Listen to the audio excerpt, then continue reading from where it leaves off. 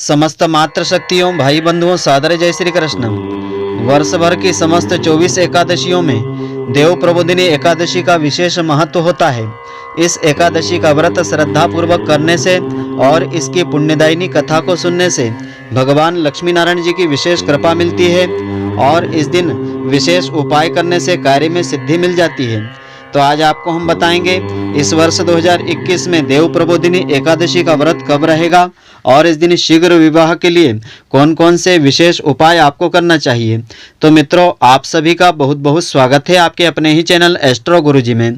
यदि आपने अभी तक हमारे चैनल को सब्सक्राइब यदि नहीं किया हो तो अभी सब्सक्राइब कर लें और बेल आइकन को अवश्य दबाएं, जिससे हमारे अगले आने वाले नए वीडियो की नोटिफिकेशन सबसे पहले आपके पास पहुंचे। आप नित्य नई नई ज्ञानवर्धक जानकारियां व नित्य का राशिफल हमारे चैनल से प्राप्त करते रहें।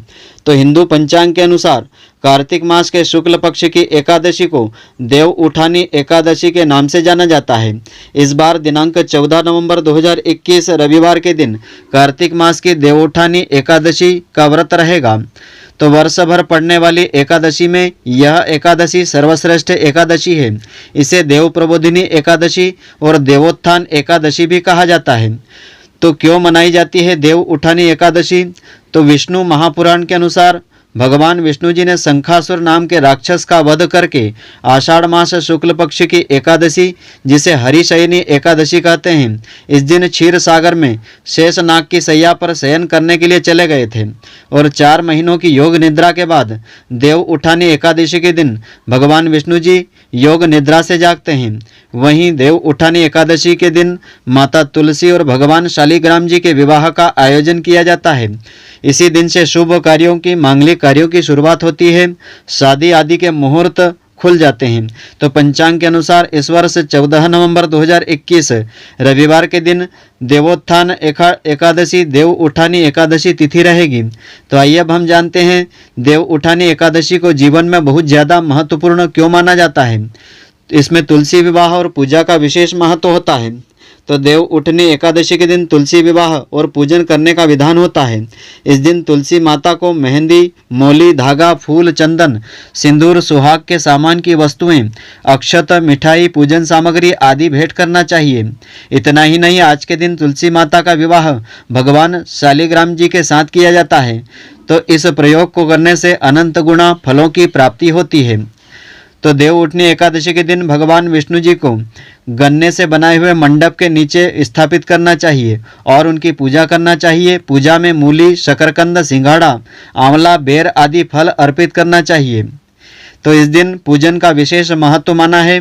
मान्यता है कि देव उठानी एकादशी का व्रत बुद्धिमान और शांति प्रदाता और शांतिदायक व्रत माना जाता है। धार्मिक ग्रंथों में ऐसा बताया है कि इस दिन पवित्र नदियों में स्नान का विशेष महत्व है। साथ ही भगवान विष्णु जी का पूजन करने का अनंत गुना फल प्राप्त होता है। पौराणिक ग्रंथों के अनुसार देव उठानी एकादशी पर व्रत और पूजन करने से इसका फल 1000 अश्वमेघ यज्ञ और 100 राजसूय यज्ञ करने के बराबर फल प्राप्त हो जाता है। और इतना ही नहीं, यह भी धर्म ग्रंथों में बताया है, इस दिन व्रत, पूजन, दान, पुण्य और नदी में स्नान करने से जन्म जन्मांतर के सभी पाप नष्ट होते हैं। साथ ही जन्म मरण के चक्कर से मुक्ति मिल जाती है।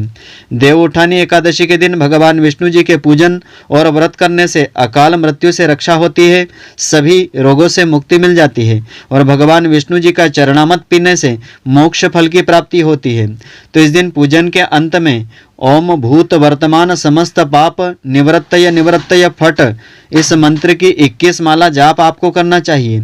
इसके बाद अग्नि में शुद्ध घी की 108 आहुतियां देने से जीवन के सारे रोगों, कष्टों और चिंताओं से मुक्ति मिल जाती है। तो देव उठनी एकादशी तुलसी विवाह के दिन यदि व्यक्ति कुछ सरल उपाय करे तो विवाह में आने वाली समस्याएं दूर होती है और मनचाहा जीवन साथी उसे शीघ्र मिल जाता है।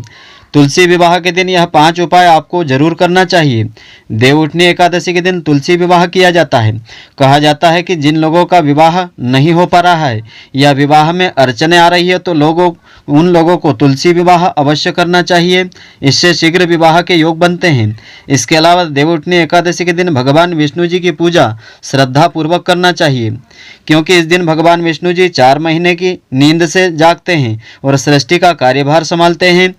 तुलसी विवाह के समय व्यक्ति अगर कुछ उपाय कर ले तो उसकी विवाह या मनचाहा प्रेम पाने की कामना शीघ्र ही पूर्ण हो जाती है। तो आइए अब हम जानते हैं वे कौन कौन से खास सरल व अचूक उपाय हैं। तो तुलसी विवाह के दिन भगवान विष्णु जी से शीघ्र विवाह की प्रार्थना और कामना करना चाहिए।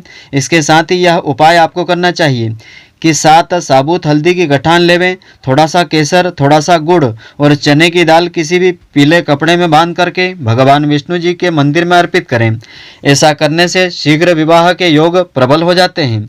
और तुलसी विवाह वाले दिन विवाह योग्य योग युवतियां चमेली के तेल का दीपक तुलसी जी के पास जलाएं। ऐसा करने से विवाह में आने वाली बाधाएं दूर हो जाती है और शीघ्र विवाह के योग प्रबल हो जाते हैं। इसके अलावा जिन लोगों के पारिवारिक जीवन में उतार चढ़ाव है उन जातकों को तुलसी विवाह वाले दिन शाम के समय तुलसी के पौधे के नीचे गाय के शुद्ध घी या सरसों के तेल का दीपक लगाना चाहिए। इससे पूरा जीवन सुखमय रहता है। और मनचाहा जीवन साथी प्राप्त करने के लिए तुलसी विवाह के दिन राधा कृष्ण जी की तस्वीर अपने घर में लेकर के आएं, अपने ही कक्ष में लगाएं, तो शीघ्र ही विवाह के योग बनने लगेंगे। और इसके अलावा देव उठनी एकादशी के दिन दक्षिणावर्ती शंख में गाय का कच्चा दूध डाल करके भगवान विष्णु जी का अभिषेक करना चाहिए।